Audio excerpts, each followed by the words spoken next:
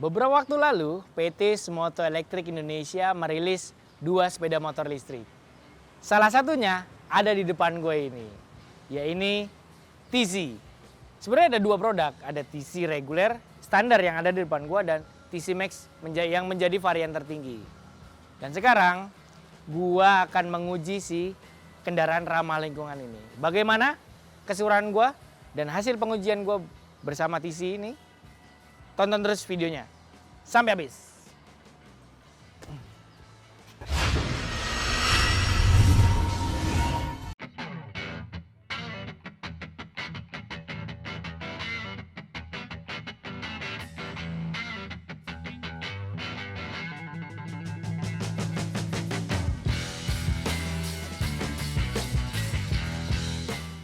Nah, teman-teman, sebelum gua membahas untuk hasil pengujian atau hasil tes ride gue bersama Semoto Tax ini, izinkan gue sedikit membahas mengenai desainnya.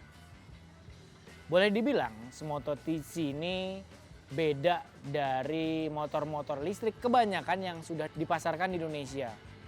Jadi modelnya ini kayak motor laki, beda dengan yang lainnya yang modelnya mirip-mirip skutik. Dan di sini, ini dia tuh kayak ngadopsi model-model motor-motor karcher yang seperti cafe racer lah. Jadi posisi kaki agak ke belakang, cuman bagian stangnya tuh model-model cam ya, agak-agak tapi lebih rendah. Terus ini bagian vintage ini terlihat dari joknya yang model tuck and roll. Orang bilangnya kayak roti tawar ya, kayak model roti tawar ada garis-garis. Sayangnya kalau dilihat di brosur, joknya itu harusnya berwarna coklat untuk model TC ini. Tapi entah kenapa gue dapat yang model warna hitam, kayaknya ketuker sama yang model TC Max ya. Oke, balik lagi untuk masalah desain. Yang pertama, untuk mengadopsi desain yang vintage atau retro atau klasik, bagian pencahayaan utama itu diberikan lampu covernya bulat. Di dalamnya sudah dibenamkan Proji ya, beda seperti motor-motor listrik kebanyakan dan dia pakai Proji 2 biji dan di kelilingnya itu pakai DRL dan lampu sennya sudah LED. Menariknya pada saat berkendara malam hari ini cukup terang nih Projinya nih, cakep banget sih. Cahaya putihnya itu sinarnya tuh luas banget, apalagi pada saat lampu jauh. Suspensi depannya itu sudah mengadopsi model upside down. Di kelirnya tabungnya berkelir warna mirip-mirip coklat. Ya oke lah, selaras sama bodinya yang tipe ini warnanya kaki yellow. Pabrikan menyebutnya seperti itu. Terus di bawahnya untuk masalah pengereman ini gue sedikit aneh nih. Oke, lalu mengadopsi model-model klasik motor-motor zaman dulu, disnya tanpa lubang. Itu kalau bisa gue ingat-ingat tuh mirip seperti GL100 zaman dulu ya. Kalau kita mundur 30 tahun ke belakang, itu mirip GLCP nggak pakai lubang. Dan menurut gue sayang banget, padahal bagian belakangnya memang sudah cakram, belakangnya udah dikasih lubang-lubang. Terus peleknya ini oke, keren dan ada beberapa detail logo Semoto di bagian bintangnya. Terus bagian bawah suspensi upside down juga ada beberapa logo. Spakbornya model kecil, lumayan untuk menahan cipratan air, biar cipratan itu nggak sampai ke kaki. Di atas lampu itu ada speedometer bulat, kecil, itu ada informasinya nggak begitu banyak. Hanya untuk speed, indikator baterai, suhu sekitar, sama odometer. Ya nggak ada jam dan nggak ada informasi lainnya, hanya itu aja. Terus bagian setangnya oke lah, untuk gripnya dikasih warna coklat untuk memberikan kesan-kesan retro atau klasik. Ini seperti motor matic, kaki nganggur, tuas rem depan dan belakang menggunakan tuas yang ada di setang. Seperti matic ya, tuas kiri untuk belakang, tuas kanan untuk rem depan. Dan dia sudah mengadopsi Combi Brake System atau CBS. Bagian tangkinya nih di situ untuk menempatkan kompartemen baterai. Ada 2 kompartemen sebenarnya, tapi yang diberikan baterainya cuma 1. Jadi kalau untuk nambah baterai opsional, tapi udah ada 2 slot. Jadi sisanya bisa untuk menaruh chargeran sama ya jas hujan lah. Terus di atasnya diberikan tray, ada ruang kecil itu bisa naruh kalau gue naruhnya handuk sama sarung tangan pada saat diparkir. Di bagian ujung deket tank itu tombol start stop seperti mobil. Jadi kita kan ngadopsinya sudah si Smoto ini sudah pakai keyless. Dari kompartemen terus tadi gue bilang joknya model tuck and roll dan footpack atau pijakan kakinya ini model-model cafe racer agak sedikit menekuk ke belakang ya. Dan udah gitu tadi gue bilang kaki ini nganggur seperti motor matic. Terus untuk subframe-nya kelihatan jelas warna silver melingkari bagian sisi jok. Bagian belakang menggunakan swing arm dan motor penggeraknya ditaruh bersama dengan roda. Ini berkekuatan 3000 watt. Belakangnya lagi ada spakbor, terus atasnya itu plat nomor dan stop lamp-nya tuh kecil. Kecil banget. Kalau untuk orang yang belum aware ya untuk ngelihat motor listrik ini si Smoto TX ini agak-agak bingung nih. Soalnya agak ke bawah posisinya. Nah, bicara baterainya itu dibekali 60 volt 30 ampere. Itu satu baterai. Klaimnya bisa menempuh jarak hingga 80 km. Nyatanya semua itu kan bisa berbeda di lapangan. Tergantung bobot pengendaranya mungkin, gaya berkendaranya mungkin. Itu bisa berbeda-beda hasilnya. Oke. Itu tadi baterai, terus di bagian setang, mungkin kalau kalian ini tuh sebenarnya mirip produksi Alfa dan si Charge Indonesia. Tombol-tombolnya tuh mirip. Di bagian kanan itu ada opsi kecepatan 1, 2, 3 atau mode berkendara. Nyala lampu auto dan nyalakan lampu. Terus bawahnya itu ada P untuk ketika berhenti atau parkir. Di sisi kirinya adalah lampu dekat, lampu jauh. Lampu sen yang masih konvensional sekali sama klakson. Nah ini gue ngingetin nih kalau untuk sen ini nggak seperti motor-motor sekarang kebanyakan yang kalau habis ngesen kiri tinggal pencet tombol dia balik ke tengah. Tapi ini enggak, kalau udah kiri jangan lupa balikin lagi ke tengah. Masih konvensional sekali. Nah itu gue ngomongin masalah desainnya ya kan. Sekarang gimana sih rasanya berkendara gue bersama si Smoto TC ini. Mau tahu lengkapnya?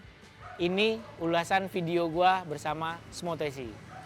Simak terus videonya.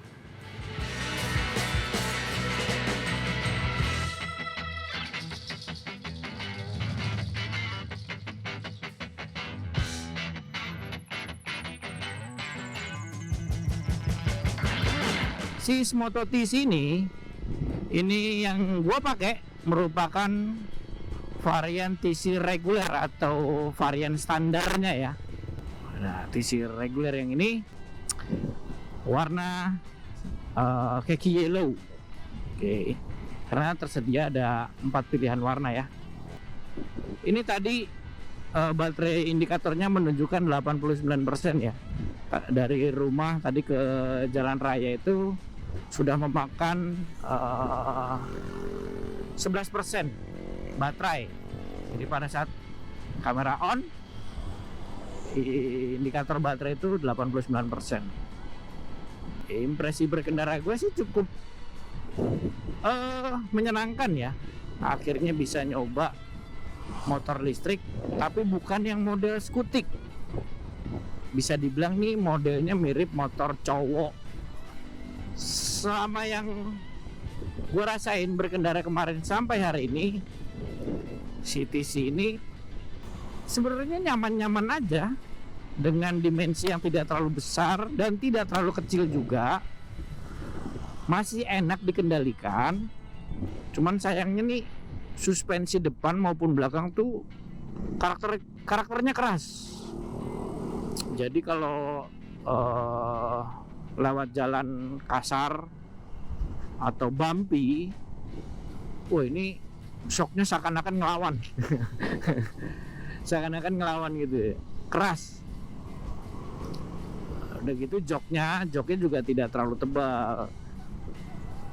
Wajar sih model-modelnya kayak motor-motor cowok lah ya, tapi ya nggak sekeras ini juga mungkin suspensinya. Oh ya, dan ini diberikan ada 3 mode. Maksudnya mode bukan mode seperti moge ya. Ada 3 opsi lah, 3 opsi mengenai kecepatan. Oke, kalau mode 1, dipencet mode 1 ini dia tenaganya smooth dan kecepatan maksimalnya itu ada di angka 50 km per jam.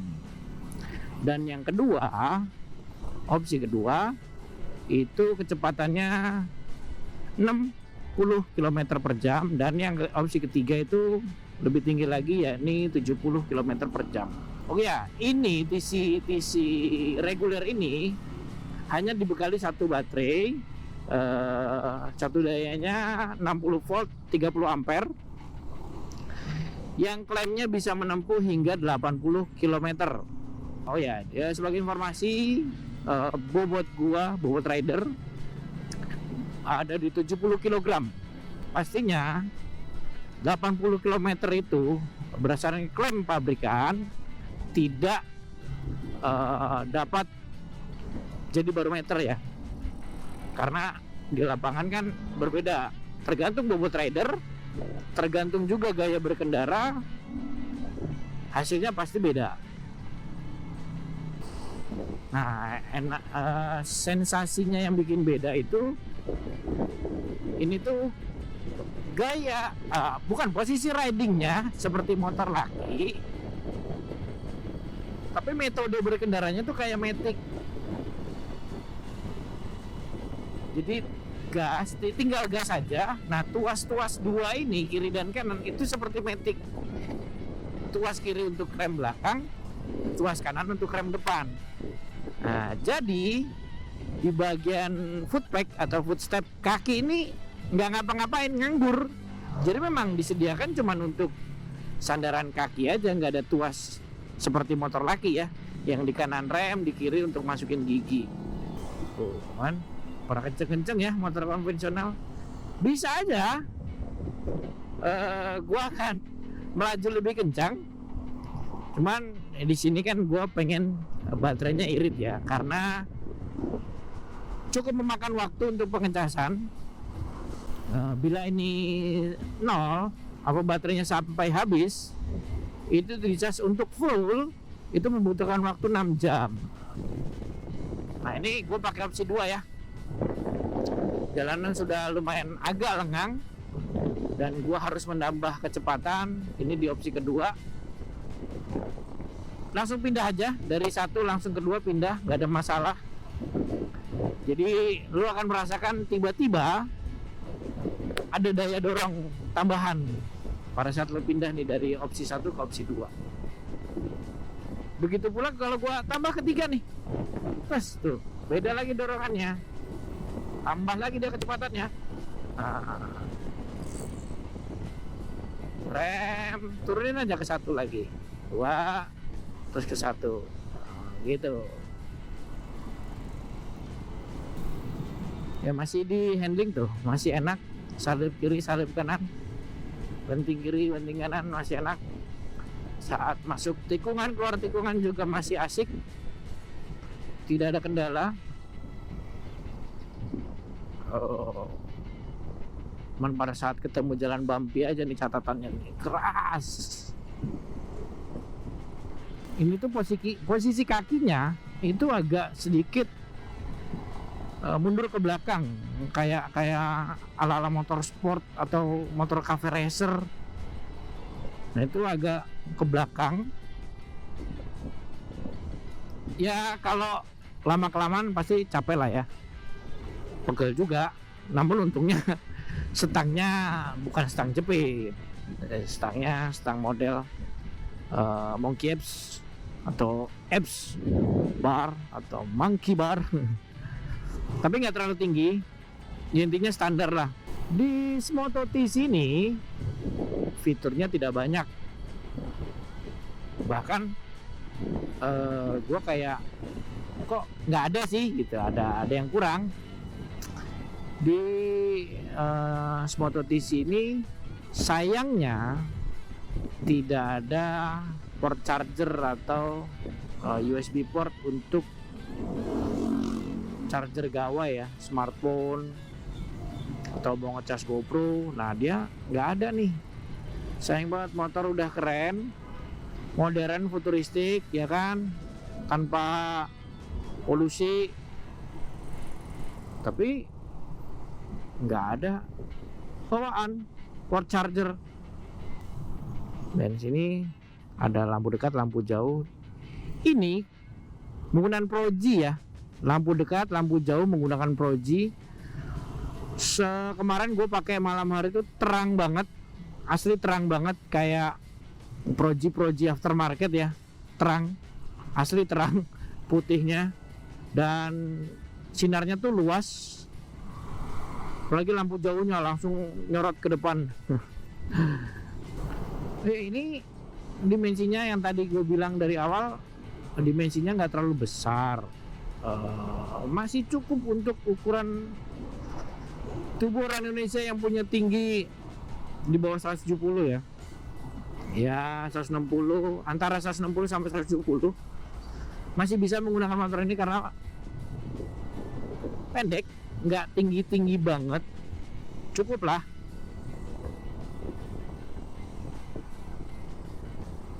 Jadi nggak perlu khawatir, kaki pasti bisa napak dengan sempurna.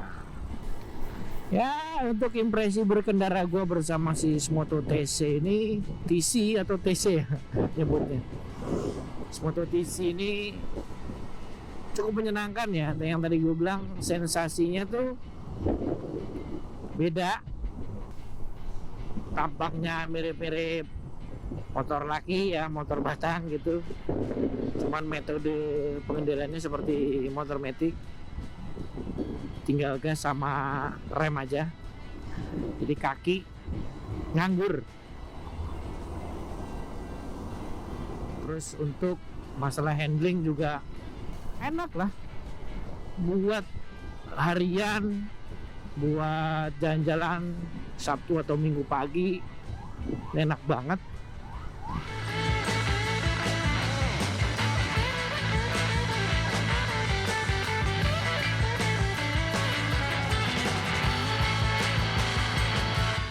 Nah itu tadi hasil impresi berkendara gue atau hasil test ride bersama Smoto TC. Dan ini ya, gue sedikit mengingatkan, ini dimensinya itu tidak terlalu besar dan tidak terlalu kecil. Untuk tinggi gue yang 173 cm, duduk di atasnya ini cukup lah untuk kaki menapak aspal. Buat yang tinggi-tinggi 165, 167, mungkin sampai 170 juga masih bisa menapak dengan sempurna. Karena memang jarak jok ke tanahnya ini tidak terlalu tinggi.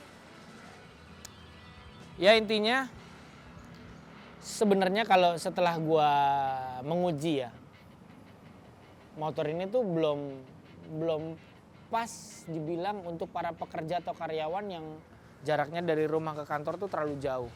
Karena ya masalah pertama ya masalah pengecasan. Kecuali memang kantor lu tidak terlalu jauh dari rumah, lu bisa memprediksi berapa kilometer, sisa baterai bisa untuk pulang. Tapi kalau untuk jarak dari rumah ke kantor cukup jauh, ini rasanya cukup sulit dan sedikit menyulitkan pada saat kita harus mengecas baterai. Karena sampai saat ini belum ada metode untuk fast chargingnya. Masih dengan metode AC yang dari 20 sampai full itu membutuhkan waktu 5 jam. Ya itulah hasil gue bersama si Smoto TC ini. Semoga bisa menghibur teman-teman semua atau yang masih penasaran dengan motor-motor listrik. Itu hasilnya. Dan jangan lupa tonton terus video-video menarik lainnya hanya di Official Auto dan carvagasa.com. Atau kalian mau melihat artikel-artikel tentang mobil baru, motor baru, bisa baca di auto.com, carvagasa.com, dan zikwil.co.id. Oke, segitu dulu. Sampai ketemu di video-video menarik lainnya. Ciao.